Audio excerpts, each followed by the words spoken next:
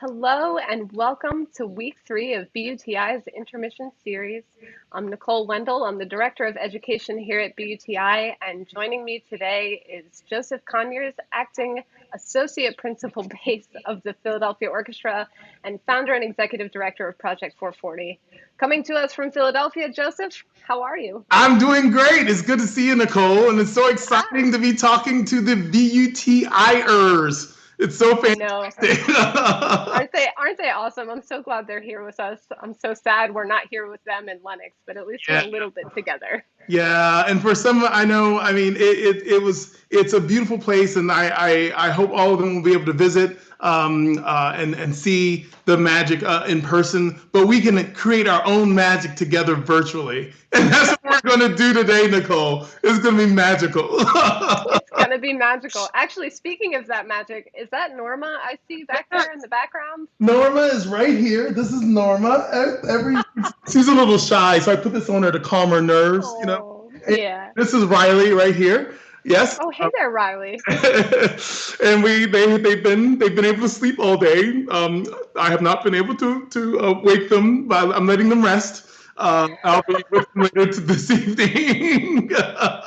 Actually, no, it's the same for me. I think I told you a little earlier. Right after this, I have a rehearsal, and I haven't had a chance to warm up at all today. Yeah. Well, it's busy when you're doing. I mean, you're the education director for BUTI, and I do a lot of different things. And we'll talk about this over the course of the hour. But yeah, when you do a lot, you've got to be able to time manage, and it's a lot. It's hard. It's true. Yeah. But actually, that gives me a perfect moment. We're going to start our chat off today with a question from a student. Yeah, sure. So Isabel Tsang, who's a violinist from Gainesville, Florida, this would have been her first summer with us as a member of our Young Artist Orchestra. Got it. Isabel would like to know, how do you practice efficiently? Oh, that's a great question. So, it does get better with time. You do get to start to understand how you best work with your instrument and what things get accomplished more easily. I would like to use the advice of the great Pamela Frank. I'm a big fan. Pamela Frank, she teaches at the Curtis Institute of Music.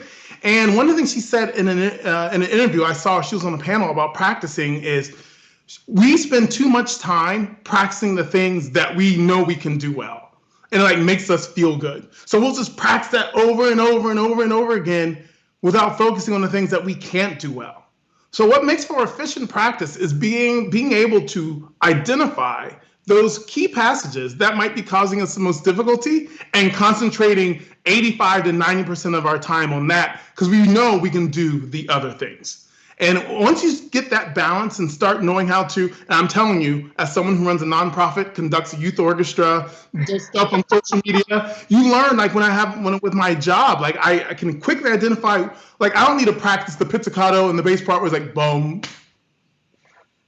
boom. I don't need to look at that, y'all. I don't need to look at some of the melodic things, because I know I do that. That's something that's easier. But something that's more technical, I will zero in on it, and I will be able to spend most of my time on that. Of course, listening to the piece and knowing how it fits in. So when I show up for my job, I'm ready to lay it down from the very beginning. Yeah. You've got it all figured out. How much score study do you do? Oh, maybe time away from the instrument? That's another great question. So for me, I don't actually stare at the score. Even as a conductor, I mean, I would, to be honest, I wish I had more time to do that. To be honest, I wish I had more time to get the score to every single piece that I'm playing. But on the go, so I can multitask, which is something I do a lot. Listening to the piece is very helpful. And honestly, and this is something I think a lot of your listeners might find very useful, is listening to the score, particularly if it's something that you don't know, listening with the recording, watching your part, while listening to a recording. Because once you start to figure out, because for me, a lot of the issues aren't necessarily, once I've learned to play the part, it's where does it fit in with everything? And if I can get a sense of how that feels, I mean, I think some of you might even know, when you play a rehearsal and you're just terrified about the first rehearsal and oh, that wasn't so bad. If you've gotten out your system, you know how it works. And that's kind of the way I look at it. So If it is super hard or if it's super exposed, I'm telling you, if it's a bass solo that I have to play in some contemporary piece and I don't know anything that's going on, particularly if there's no recording, I will definitely get a score because that's the only way I can figure out the context, Right. my part, and everything else. Yeah. That makes sense. How is it different in the way maybe that you would prepare for either a rehearsal on the podium, a rehearsal in the section, but the difference between that kind of preparation and the preparation maybe for an audition? Oh, really different, Nicole. It's really different. It's really different. I would like to say, this is for every BUTIer, that's the best I can come up with now. Every BUTIer out there, you might think that we go into rehearsals as professionals. I'm going to tell y'all a big secret. I mean, this is the orchestra exposed. You might think we go into every rehearsal sounding like we nailed it, like we would in an audition. Some of my colleagues might very well do that. I do my best to do that, Nicole. I do my very best because there's some details and nuances in auditions that are very different from the orchestral experience. I mean, some people talk about, I might be known for having kind of a bigger sound on the double bass and being very aggressive. Well, in orchestra, I'm a really, really aggressive player, but I'm also very gentle and sensitive as needed. But it's that kind of aggressivity I can't bring to an audition. I just can't, no matter how much I want to emote in that way, because if there's string noise, if there's the sound of the bow slapping on the strings and me huffing and a puffing, like that doesn't normally do well in an audition setting. It's got to be more refined. It's got to be more clean. I've got to be all these nuances. Now, some people might say, well, that's very strange. So you look for that kind of perfection in the orchestra, in the audition versus the orchestra. Y'all, the orchestra is where we have fun. It's where we're supposed to have fun. It's true. And the audition is you have to prove that you know how to make a beautiful sound. But if you're playing, I don't know, the Shostakovich's Fifth Symphony and going at it, I don't think Shostakovich wanted us to do that like as daintily as possible, like dum pum pum pum pum pum pum pum pum. Like no, it's let's get this done. Right. That's right. That's a great way to put it. So I love it. And actually, next comparison, I wonder, do you find, maybe you're a little removed, but do you find there's a different way that you would prepare for like a college audition or a festival audition versus an orchestral audition? Yes. Or is that similar? All these great questions. You're fantastic, Cole. So that's a great question because I get that a lot. Y'all, particularly you in high school, auditions for college are about potential. What does it seem like this person can do and bring to the table? It is not about perfection. Y'all, if you mess up in an audition, don't go, oh gosh, it's over. My life is over. Like, no, it's human. I messed up for my Philly audition, still got the job. And so it happens. But it really is about potential and what qualities can you bring to a teacher that the teacher can then go like, oh, I can really work with. Oh, wow, that's really, really strong.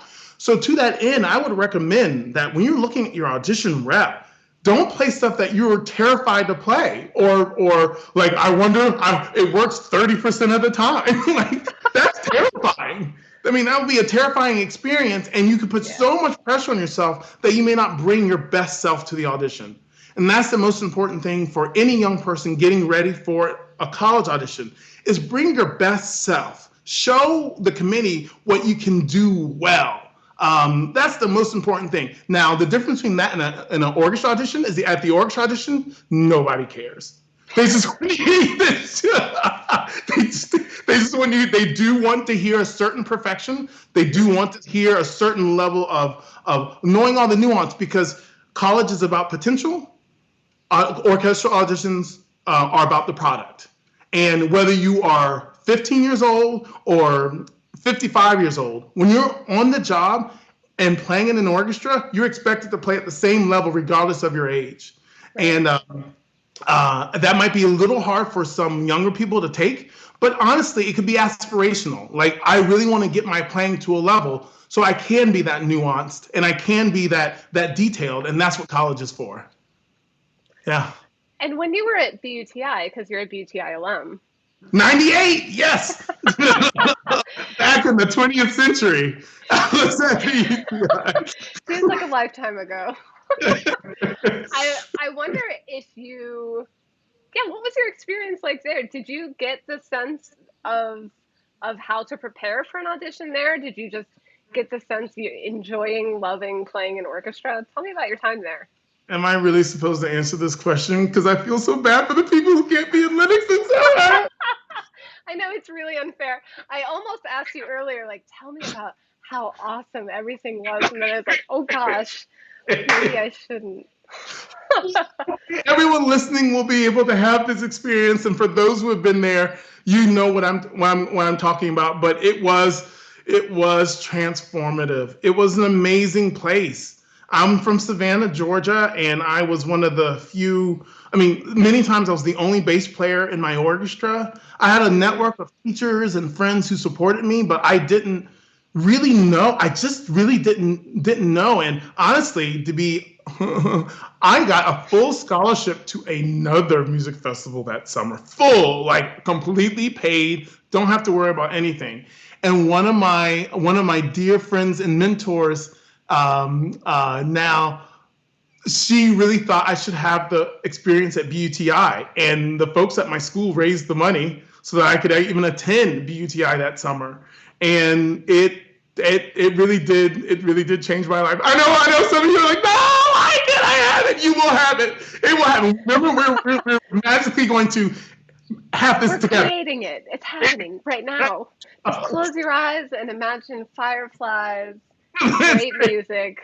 So to be able to see the BSO play literally three, four concerts a week, to see the TMC orchestra, and see what my next goal would be, that was super helpful. I mean, because what happened is I went to BUTI in '98 as a junior, and the first time I was able to apply for TMC was 2000, and I got it. And for me, it really was about being able to see that. So I don't want to leave those who are like, well, I won't get that experience, and the world is a terrible place. Well, I'm gonna deal with that right now. This is a unique situation we are all in. The whole world is experiencing this pandemic. And I'm a guy who looks at things like the glass half full. There are many, for every reason we can say, well, I can't do this and I don't have this. We're all in this experience. So I would challenge you to, instead of think about, I'm in this terrible experience, is what can I do to make the most out of this time? Y'all, you have more time than anyone could ever imagine to spend with your instruments, one. You have more time than anyone could ever imagine, had this not taken place, to be studying and learning new music and learning scores yeah, you can reach out to different people on social media platforms for lessons. And I mean, there are all these things that would not have happened had there not been a pandemic. So I encourage all of you to look at the glass half full, know that we're all in this together, and that you can create a really, really fantastic experience for yourselves this summer and going on for as long as this lasts. And you can take advantage, like you all are now, in this UTI platform and learning some tips from some crazy guy who plays the double bass. So there you have it. There you have it. And one of the beautiful things I think about BUTI is our community engagement program, which gives students the opportunity to get out with their ensembles or even as a soloist and play in different venues in the community, giving back, getting involved. And that's what Project 440 is all about. So maybe can you tell us a little bit both about Project 440 and how students might be able to get involved right now in their communities? Got it. So for all the wonderful young people listening, you've already exhibited that you are very, very talented at what you do. Our world and I generally say this off the mic, but I will proudly say this on the mic. Generally, our world in classical music can be very myopic. And that word means it's very narrow, kind of narrow in focus. Because for many years, the goal of a musician was just to like get your chops up, win a job, be a soloist, play your chamber music, teach, and then like that's it. You literally have like 4 boxes to check. But just like there are snowflakes that fall from the sky, and as far as variation, so are the different opportunities and careers and paths and things that we can do as musicians. And so I think there are huge opportunities to engage our community in a meaningful way, because historically our profession has not even, not to say that it hasn't allowed, but it never emphasized it because it didn't need to, honestly. If you're always playing concerts at Boston Symphony Hall, I'm not calling Boston Symphony, it's just a really beautiful hall in the United States. I'm not calling Boston Symphony out. But if you're playing concerts in or Verizon Hall here in Philadelphia, it can seem like that is the whole world. But this is one piece of a very large puzzle. And we as musicians have these gifts that can connect us to the world around us. With our gifts, we can inspire young people. We can actually use our music to start meaningful conversations in communities and connect communities that may not have ever even had, have ever thought of connecting in any substantive way. But that's one of the powerful things of music. And you can be an Instagram star and I mean, these are and encourage young people around the world. I mean, that's something I didn't realize. The Instagram thing was an accident. I had a student who said, "Mr. Conyers, you should do videos on Instagram." I'm like, really? People are interested in that? Like, sure. So I do that. And at first I thought it was a little strange, but the more I did it, I realized I had students from all around the world connecting with me. And now it's a platform that I can use to connect with other people. And that's the music world. And I think the role music can play, particularly that all the things that are going on in the world these days. I mean, I know there's we have the pandemic of the disease, but then we have the racial pandemic that's honestly been ongoing, but has been brought to the surface with this other pandemic. And how can we use our gifts to connect, tell stories of those who may not have a voice? I think there's so many different ways to connect in that way. And with some of my young people here in Philadelphia, I haven't even talked about Project 440 yet, but one of my alumni came to me, and it was interesting because I learned from my young people. They said, "Mr. Conyers, we want to hear from you." Because I actually hadn't said a statement, only to realize that, I mean, most of my life there was no social media, so I'm still not used to like having to make a statement on social media. Otherwise, I guess if I didn't say it on social media, I didn't say anything at all. Right. But I learned that, and they encouraged me to make a statement. In which case, I wrote a letter to my students, which was meaningful for me to write. And for anyone who has interest, that's on our website, project440.org. is right on the front page. You can read that. But they wanted to do something, and they did their own Black Lives Matter concert right here on the famous steps of the Rocky Museum here in Philadelphia. Wow. And there was a demonstration going on, and they were able to actually connect with the demonstrators. And my student, I mean, all of like 19 years old, had a bullhorn and was like rallying up the crowd. But it was really, really inspirational to see them use their gifts for something that's be outside of themselves. And there's just whether it's in the health industry, it could be like with music and mental health, or music and physical health, and music therapy. There's so many different fields in that direction that music can be used as a tool to help people. And I think once we start thinking of music in that way, some people say like, well, I just want to focus on performing. When you learn to connect with people in that way, I feel it allows your artistry to grow even more, because you can use those life experiences. You can use those experiences of having conversations or working with a genre that you may not be comfortable playing. You might learn things that only enhances your own artistry. And so there's a lot of potential and what we can do as musicians. So let me quickly then now talk about Project 440. So we're strange in that we're a music organization that doesn't teach music. We instead use music as the lens or the window or the tool or the vehicle, use whatever, whatever you want to use, to teach entrepreneurship and leadership in young high school musicians, as well as build them up for college and career readiness through the lens of music. So one of our programs, Instruments for Success, is a program where we have a great college and career counselor, Siggis the College Fairy. He's awesome, who works with our young people to speak specifically on getting into college. But then we have speakers who come and speak to the students, and some of them are not actual performing musicians. Some of them, for example, one of them is a buddy I went to school with, who got a job as a timpanist in the Army band, turned the job down, joined the military, fast forward to now, is now an FBI agent in New York City. Wow. So, but he talked to the young people about how music helped him get to where he is. Everyone who gets a violin or a viola, or heaven forbid, a double bass in their hands, we don't have to expect them to become a professional musician. Right. But how can we let them know that they can use that as a vehicle to see the world?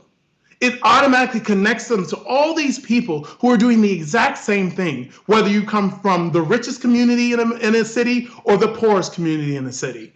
And once you empower a kid in that way and bring them into this conversation, it's just exciting where the conversations can go and the connections that can be made. And that's what we want to do with Project 440. So our other big program, Doing Good, I'll let you ask another question. No, forever. The other program, Doing Good, is a social entrepreneurial program where we teach kids what entrepreneurship is. We teach them how to say it, because entrepreneurship can be a big word. But we get young people to identify the leadership skills they might have internally and things that they can improve on. They get put in a group. They learn to identify the needs of the community. And then they come together, they identify a need, they put together a project to address that need. We put them in front of a shark tank or a dolphin tank or a guppy tank or some kind of tank. Because to be honest, it was dolphin tank is trademarked. So we put that in the newspaper once and they came after us. So you're kidding. Yeah, I'm not kidding. So guppy tank. Guppy tank. So, and they pitch their ideas and industry professionals give them feedback on their ideas. And then we give them seed money to then go out in the community and do those programs. They learn how to project manage. They learn how to put together a budget. They learn how to connect with people in their community. And these are all as high schoolers. And some of our students have programs that have existed for years. One is fiscally sponsored, and they're out in the community teaching young people about music. And that's what we want to do as an organization, is empower young people using music as the tool. That's amazing. And you're doing an online program now too, right? It's actually like right after this. It's good. We're all good, but it's right after this. It's 6 weeks long. And what we did is we blended Doing Good and Instruments for Success to create a 6-week program for students across the country. We didn't know we were going to be doing this until COVID hit. And we were trying to say, like, well, how can we best serve students in Philadelphia, but maybe students outside of Philadelphia, because we've always wanted to connect with students outside. And so we have about 100 students. This is in partnership with the Los Angeles Philharmonic and their YOLA program. And we have about 100 students from 18 states learning everything from college career to entrepreneurship and doing good, which is actually, it's the name of our class, but it's also the name of a book. And as a matter of fact, the author of that book, Mark Rabideau, is speaking to our students tonight. Wow. This evening, yeah. Is today the first day? No, so this is our third week of programming. Oh, you're halfway through. Yeah, we wrap up. Yeah, we wrap up at the end of July. I was going to ask if I can join. sounds wonderful. Everyone be on the lookout. I mean, we're looking at doing all kinds of things, and this is an entrepreneurial mindset, y'all. So again, we organizationally could have been like, oh no, COVID has happened and we can't reach our students in person. Then we started to explore internally, well, what can we do? And with a platform of Zoom, which is something that our organization was getting acquainted with as recently as this fall, not knowing what was going to happen, but knowing that we could do that, we started thinking entrepreneurially, like, well, Are there other programs that could use instruments? I mean, Project 440, Instruments for Success, or Doing Good programming. And then we started to connect with them, and we had conversations, and they provided us with students. And then one thing led to another, and now we've got this program, and it's been a huge success. It's been really exciting, really exciting. So, yeah. I'm really happy to hear that. Congratulations. Thank you. Great shift. What a great shift. I think a lot of organizations are making that shift and had to make that shift. And it's wonderful when something like Project 440 can partner with something like Youth Orchestra of Los Angeles to like make this incredible countrywide online platform thing that can happen and keep everyone engaged and involved. And I'll say one more thing to that, because it's related to the pandemic, is having this entrepreneurial mindset and knowing how to deal with the situation and problem solve, which I think is something that, to me, we just had a speaker on with our camp, one of our board members, and I mean, I really resonated with this because I really feel strongly that entrepreneurship is about problem solving, but how to handle life when things happen. And they like, as a finance person might tell you to diversify your portfolio. Well, as a musician, you might want to diversify who you are and what you do. Because if something happens to your one thing, it could actually make for some real hardship and upheaval in one's life. I mean, this has affected so many.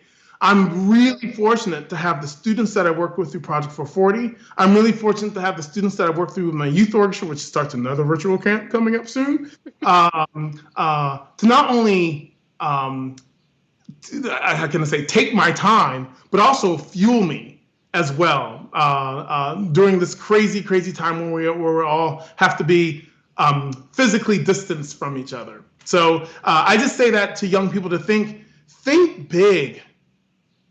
Think like really, like, I mean, if you want to play in an orchestra, you can even think to yourself, and then what? Then what do you want to do? Because there are many people who get to an orchestra and who are miserable because they never discovered what fed them. They never found out the thing that fueled their soul.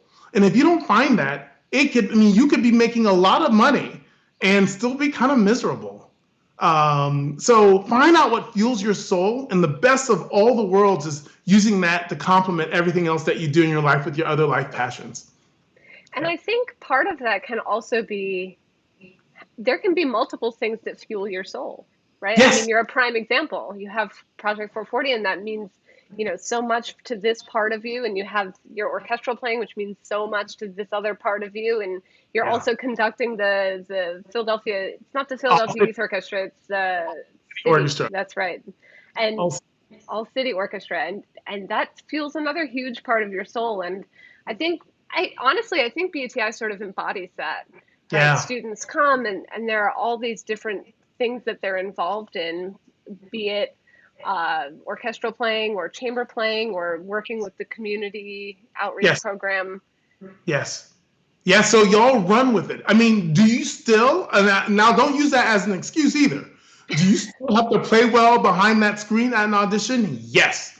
And will that require a lot of time and intentionality and practice? Yes. That is absolutely without fail. But I'm going to throw something out there into the ether, y'all, that just to let you know, there are some conversations in many orchestras about will even the audition requirements change for admission into an orchestra. So instead of it being solely on how well you play, they might have interest in what your other interests are. Because there are institutions beginning to realize that if you can utilize musicians in other ways outside of playing on the stage, that only helps the institution. So y'all, this is not extra stuff that we say to make you feel good or to say that you should do this because it's good for the world. But honestly, in the direction that some orchestras might be heading, particularly given all that's going on with COVID, it might be a larger conversation of who you are outside of how well you play that is a part of how you win a job. So I'm just throwing that out there, but you still have to be able to play well. So don't use it. Don't forget to practice. That's right. That's efficiently. Right. That's right. I'm gonna switch it up a little bit here.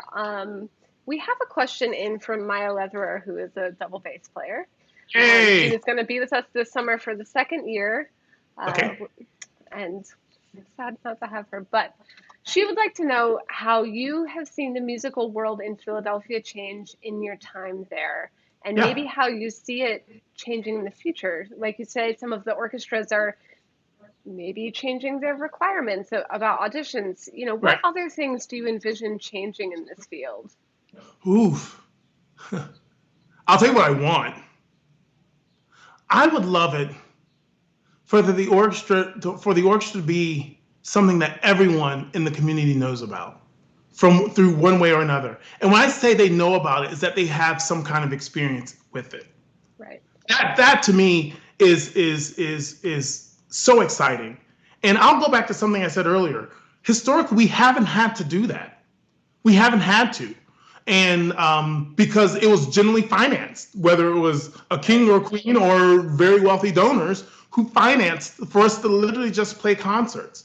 Now, I mean, the thing that I want to happen is make sure that these reaching out into the community or community engagement are authentic moves by these organizations and not just something because they're looking for something that sounds good and looks nice. But it's actually where the orchestra can be embedded in the community. And I keep saying leading conversations, because I think of a piece like Rite of Spring, which to me is one of the greatest pieces of all time, Yes. that completely just disrupted music forever. And it was controversial.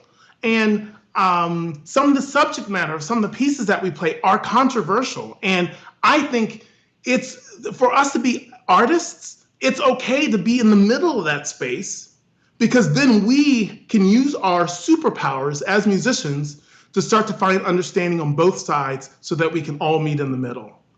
That's what I want for our orchestras to be, not just playing concerts. So what have I seen in the last 10 years with like the Philadelphia Orchestra or many other orchestras, I'll speak for many, is that shift from being this institution that just plays concerts and plays them at a high level to being an institution that can be your neighbor or your friend. I know that sounds like a really cheesy tagline, but literally, because I'm a person too, and when I play a concert, I like connecting with my audience. I'm not like some great whatever. Like I was young, and that. And speaking with all these wonderful musicians of BUTI, I still pinch myself today that I'm a member of the Philadelphia Orchestra, and I still sometimes feel like it was like some weird fluke. Because it's so unreal, because it seems so unattainable when I was the age of the students listening. Um, uh, but now that I'm here, I almost want to prove to people that I'm just like you. I'm a human being too. Like, I have feelings, and sometimes I have a good day on stage, and sometimes I have a bad day on stage, and how I want to connect with the community. These are all things that orchestras can do and have increasingly begin to do. Right. Instead of identifying the orchestra as this one thing, but identifying the musicians of the orchestra as ambassadors for music. So if I was to speak broadly, that is the large change that I've seen from the beginning of my time to where things are. And I started with the Grand Rapids Symphony in 2005, but to now, where it is about like what orchestras are doing. I mean, you can look at the Philadelphia Orchestra Instagram account, and you can see we're highlighting musicians. I mean, we just had one of our violinists do a duet with herself. It's amazing. Playing Stars and Stripes Forever. It's amazing. It's really like crazy. We have cooking by our co-principal trombonist, talking about things that he loves, like making barbecue. But it just humanizes us, and it's great. And that's one way. I mean, it's just multiple ways we can connect with our communities. I think probably that's my favorite thing. That's my favorite experience to have, to meet somebody new, and we're talking and yada yada, and they're like, "Oh, so what do you, who are you? What do you do?" And I say something, I'm a violinist, and they're like, well, the first question is like, well, how do you make money? I'm like, well, let me tell you about that. And I tell them, I play in orchestras. I'm a classical musician. This is what I do, and I love that kind of realization, like you say, of the humanization of the musician. Like, Yeah. oh, you're just like me. And then the next thing is like, you should come to a concert. It's That's right. fun. And they then want they come. to see you. That's right. You, and that's what connects them. So when we do community engagement programs and we teach kids how to do a community engagement program, we talk about what's an entry point. We have to find the entry point to connect the listener. You don't want to go into a nursery, right? The word of advice, kids, don't go to a nursery. Sorry, young people, don't go into a nursery of like 5-year-olds and play, I don't know, it could be Verklärte Nacht by Schoenberg. Don't do that. It probably won't go well, and you shouldn't be mad at them for not liking it. I'm just saying.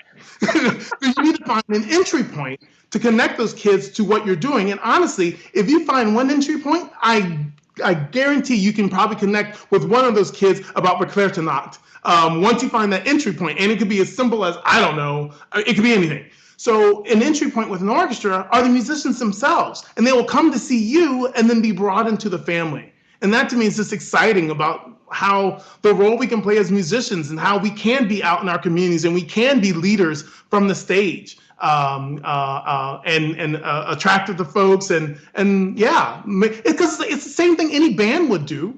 I mean, that's what bands do. If you play in a band, they don't have the good fortune of having, like this overarching organization that will write them a check regardless of they're happy, sad, show up. I mean, they don't have that. So when they play a concert in a club or something, they're out passing cards, they're meeting with people, they have a social media presence, they're doing all this extra stuff, and that's how they become popular. That's how they actually grow. And when you have 100 people in the orchestra, if you multiply that by 100, you can start to get pretty popular in your community. I'm just saying. I think another entry point might be the repertoire too.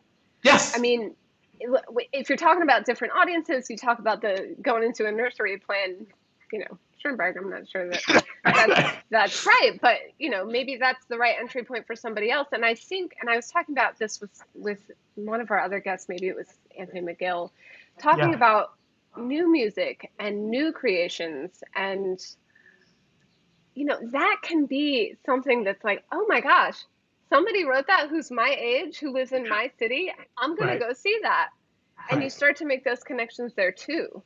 Right.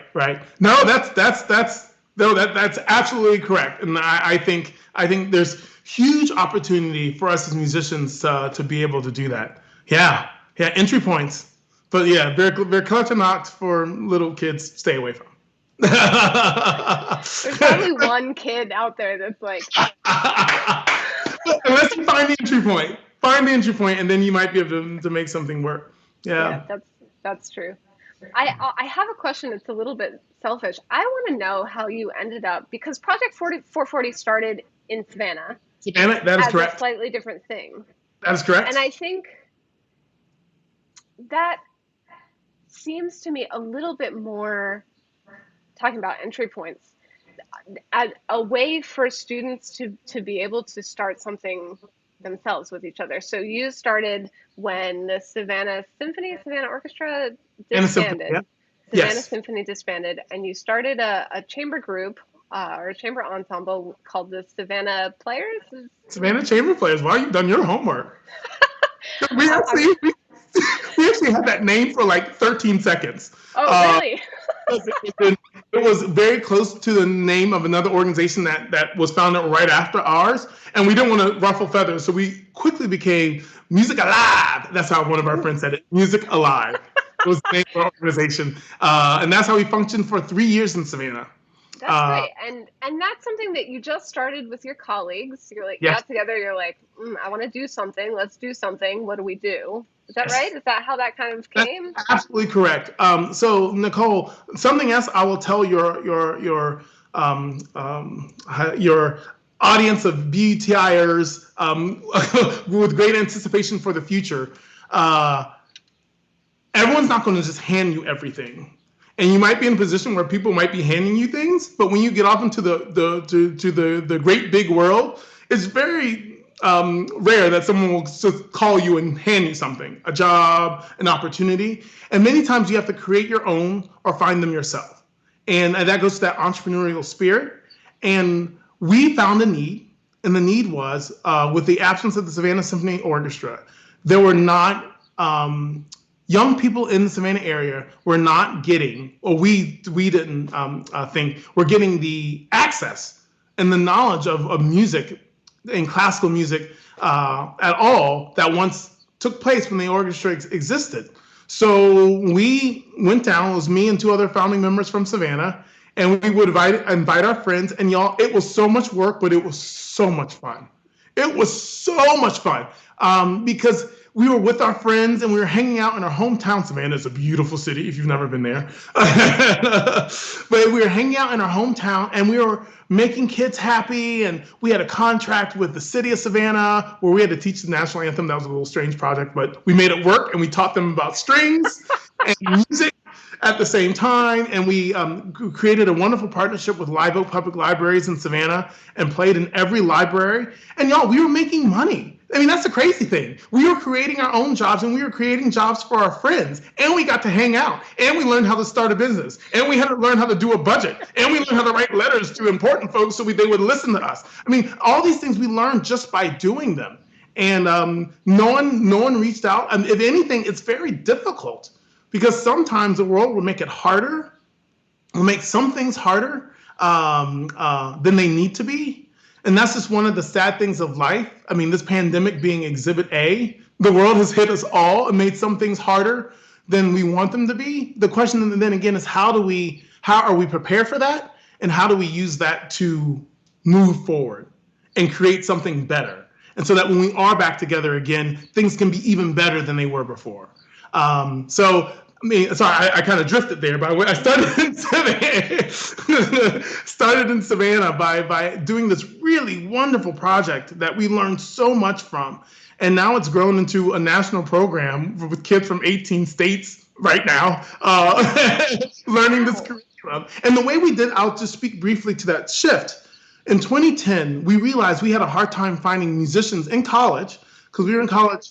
Well, we were out of college at that time, but people our age at that time with the skill set to be able to readily do these programs in communities. Because believe it or not, while there are more colleges and conservatories teaching community engagement, back in the 20th century, when I started college, there was a lot less of that. And we said, well, this is not only a problem for us in recruiting people to be part of our team, but this is a problem for the industry because more people need to be aware of their community and how to engage them in a substantive way. So we shifted our focus in 2010. We went from Music Alive to Project 440. And it was Project 440 because it's 440 hertz. So just like that's the first note you hear, the pitch A, the first note you hear at every concert. So we want our leaders to be, our young people to be leaders in their community through music. And so the focus shifted from us to working with young people, teaching them all these different skills. And at first it was, well, even then we talked about community engagement, college and career preparedness, and entrepreneurship. Yeah. And having worked in Philadelphia, y'all, it was trial and error. Like I was new to the city. How did I get connected with the school district? I'm not making this up. I walked down the street to a school, Creative and Performing Arts High School, Philadelphia. It's right down the street from the Kimmel Center. And I was like, well, I don't see a connection that I know of between the orchestra and that school, that public school, and then the Creative and Performing Arts High School. Well, it sounds like they might have interest in something I do. So I knocked on the door and said, can I just start working with your students? And I started working with students after school. And that was my connection to the district. And that's how I got involved. But again, all these actions were because of actions I did. I had to initiate them. Now, from that, people have been reaching out for our resources, but it was a lot of groundwork that there is not a lot of pomp and circumstance or praise for those times when you're working in the middle of the night, trying to get these things together. But I realized in my old age, I realized that it's very rare that things come super easily. Whether it's one to be a professional musician, there will be a grind to it, regardless of what you do as a professional musician. If you start a nonprofit, there will be a grind to it. Now, maybe you'll get lucky and you'll find some billionaire donor who just gives you all the money and whatever you want to do. I am so happy for you, and I'm very jealous. But there is work involved, and that's important to know. And I think G.I. Joe, knowing is half the battle. I don't know if kids even know what that is or means any these days. But knowing is half the battle. I say this not to be like a Debbie Downer, but I say it just to be real about what it takes. And as young musicians who have made it to the level of BUTI, you are showing that you have what it takes. Because there's no way you could get to this level without those qualities. So how can you take those qualities and characteristics that got you to where you are today and apply them to different parts of your life to also find success and to build up your career? And I think you'll find great happiness in that. Yeah, I think that's right. And I don't think that there is necessarily anything Debbie Downer-ish about it, right? Because especially our students and musicians everywhere really know what it means to work hard to get to where you want to be. And there's something very empowering about hearing your story and hearing about the way that the different things and projects in your life have come to fruition, which is you just did it, you know? And any BUTI students, hello, hi, attention. Any single one of you people out there can do this. Just wake up in the morning, put on your boots and your shirt and also some pants and head out and go searching for what you want. And you can have it. You can do it. And all it takes is a vision and some smarts, the knowledge, as you say, and hard work. Find the right mentors. Find other people who are doing it, and ask them how do they do it. Like, connect yourself. Find yourself in a network. Like, network with folks. Whether it's BUTI digitally and you're meeting friends and meeting folks via Instagram or whatever that you might be creating practice accounts with. Connect with people, because I know people, and I play in an orchestra with people I went to BUTI with in 1998. I've known these people. Some of them, one of my roommate doesn't play with an orchestra, but he is the vice president of artistic, all the artistic decisions of the San Francisco Symphony. So he's no longer a performing musician, but he is now with San Francisco making big decisions for the San Francisco Symphony, and he's a buddy of mine who I can call up. And so it does take work and it does take effort, but that means he's a buddy, so I don't consider that work. That was just a friendship. Which happens a lot at BUTI, and I know that there are students out there right now. We have a 2020 students sort of only Facebook group where our students are connecting and starting to make these networks, and everybody out there who's been to BUTI and who's going to come to BUTI in the future are connecting across generations. Like, if somebody runs into you and they're like, I went to BUTI too, you'd be like, oh my gosh, let's talk about it. Let's talk about the lawn. Let's talk about the everything. I got this. Sorry, that just reminds me of a story. I got one of the sickest I've ever been in my entire life. So everything, even this, whatever.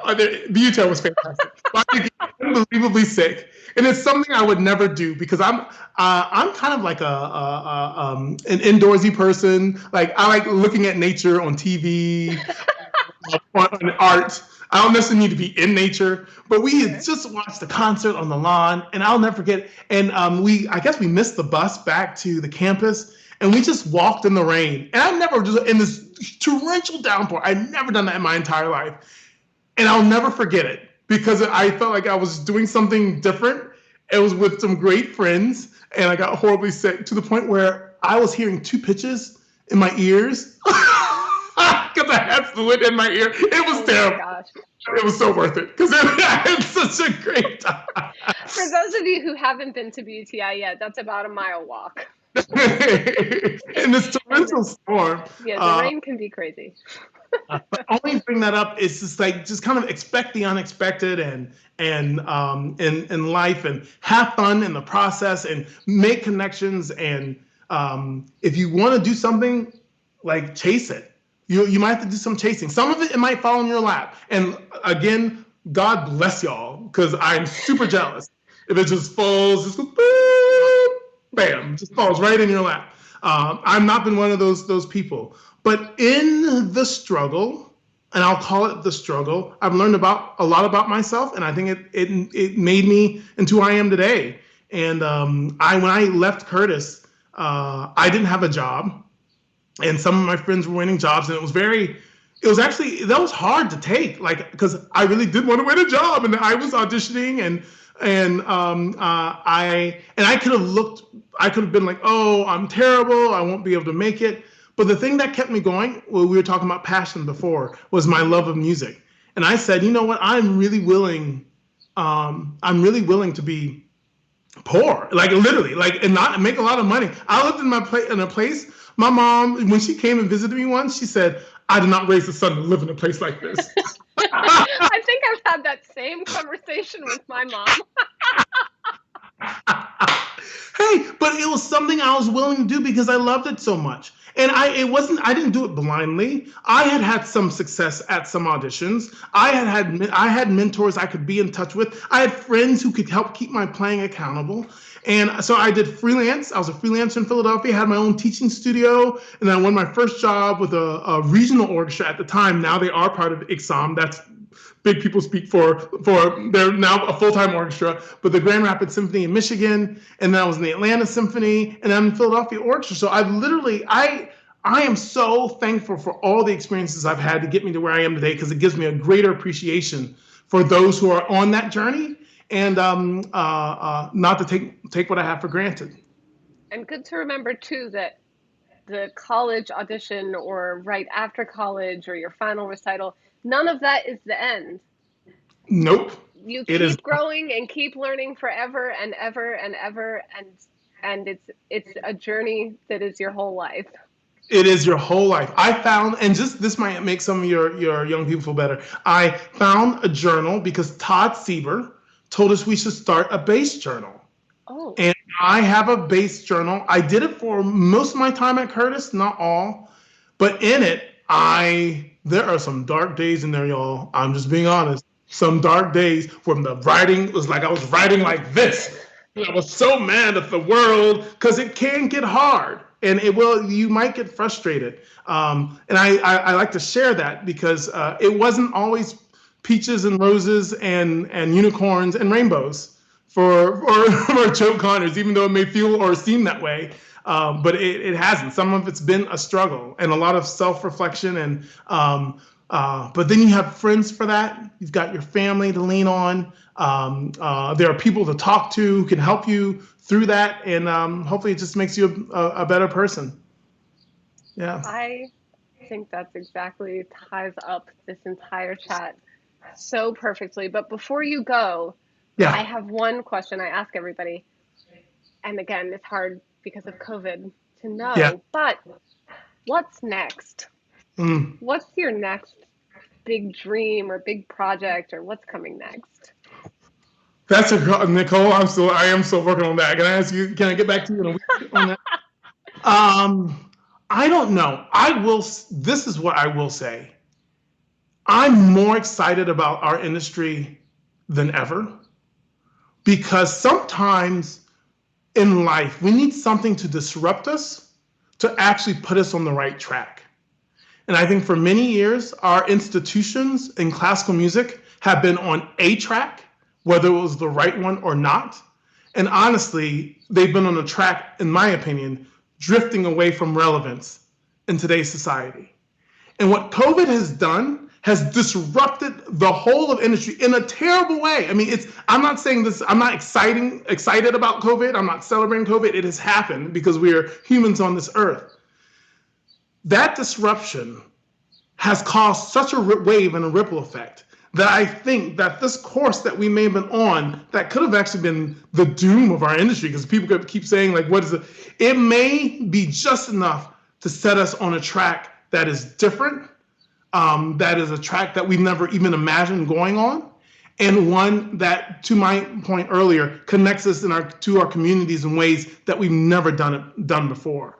I just want to be part of that party, Nicole. I don't know exactly what that looks like. It might be the expansion of the work that I'm doing with Project for 40. It might be initiatives with the Philadelphia Orchestra and the things that we are aiming to do in the community, and how with the virtual Philadelphia Orchestra and these other programs that we're doing in our community can grow and be more substantive, like real conversations. I don't know exactly what it looks like, but I'm excited. I'm excited that we're headed there. Me too. Yeah. I want to be part of it. I want BUTI to be part of it. That's right. That's right. Yeah. Yeah. Well, thank you. Thank you so much for sharing your time, for sharing your wisdom, for sharing your experience with us tonight. It means the world, and I appreciate it very much.